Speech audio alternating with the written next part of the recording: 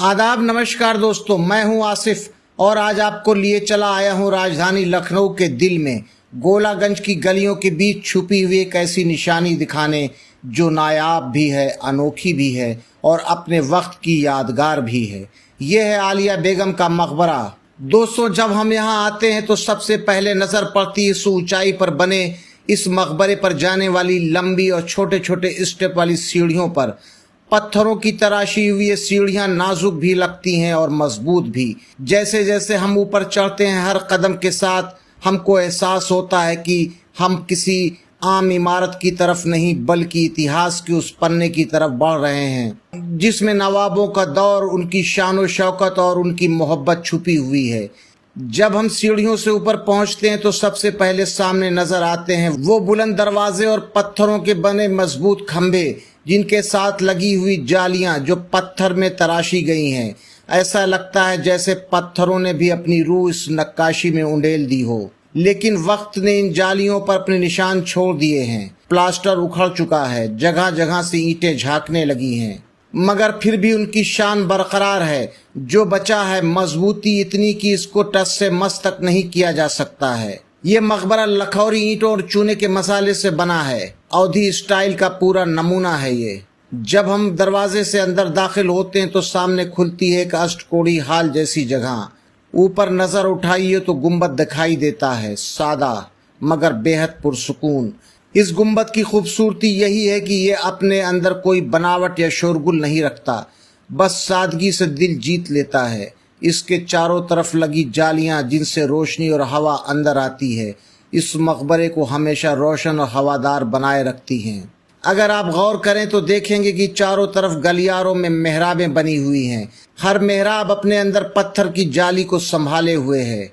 इन जालियों का मकसद सिर्फ सजावट नहीं था बल्कि रोशनी और हवा का आने जाने का जरिया भी था। सोचिए उस वक्त की इंजीनियरिंग कितनी बेमिसाल रही होगी कि बिना बिजली और पंखे के भी ये जगह ठंडी, रोशन और पुरसुकून रहती थी। इस मकबरे के चारों तरफ गलियारे बने हैं जिनकी बनावट ऑक्टागन जैसी है, जिसके हर एंगल पर पत्थर की जालियां लगी हैं।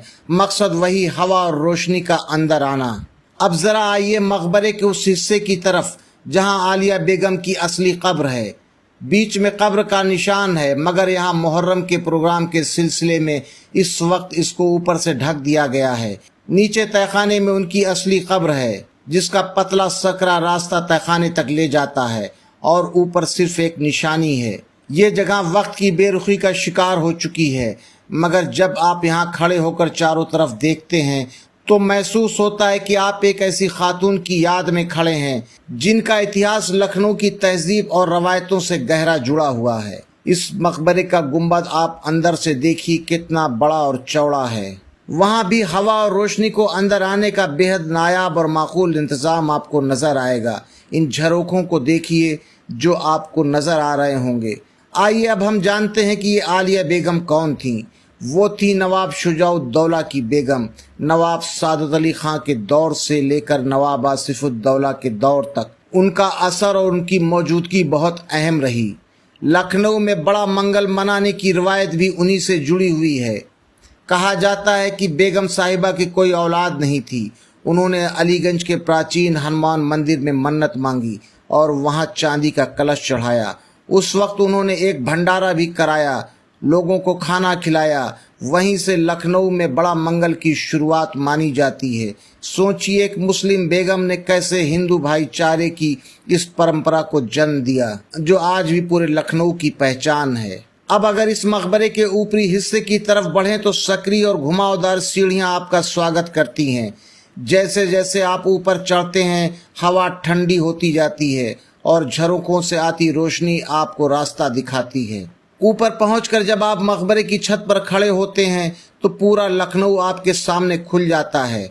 चारों तरफ ऊंची ऊंची इमारतें हैं, हालांकि ये बाद में बनी हैं, मगर उनके बीच ये मकबरा आज एक ताज की तरह चमकता है। अब आइए मकबरे की सबसे अनोखी चीज की तरफ, इसका गुंबद।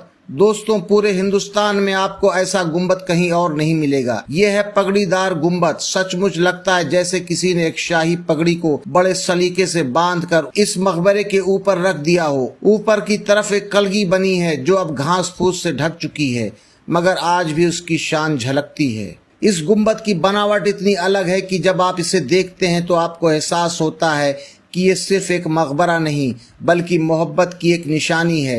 नवाब सादत अली खान ने अपनी वालिदा आलिया बेगम की याद में इसे बनवाया था और उनकी मोहब्बत ही थी कि उन्होंने इस मकबरे को हिंदुस्तान का सबसे अनोखा गुंबद दिया। अंदर के हिस्से में अगर आप गौर से देखें तो प्लास्टर पर उकेरी गई फूलों की नक्काशी अब भी मौजूद है।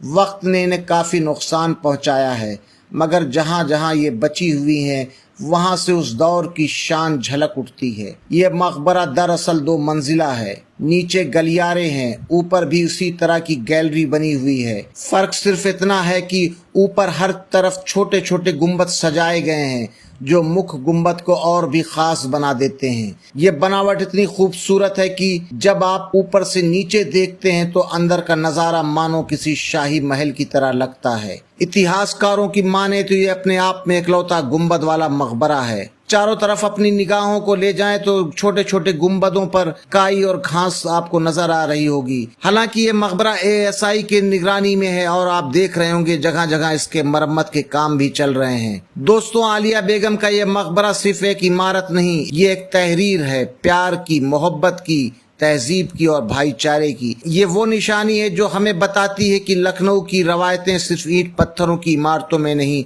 बल्कि दिलों में बसती है। आज ये मकबरा धीरे धीरे जीर्ण शीर्ण होता जा रहा है। जगह जगह बांस का सहारा दिया गया है, प्लास्टर झड़ रहे हैं, घास फूस उग आई है। अगर आप गौर से देखें तो इसकी रूह अब भी जिंदा है, उसकी शान अब भी आपको अपने कदमों में रोक लेती है। तो दोस्तों, अगर आप कभी लखनऊ आए तो गोलागंज में आलिया बेगम का यह मकबरा जरूर देखिए।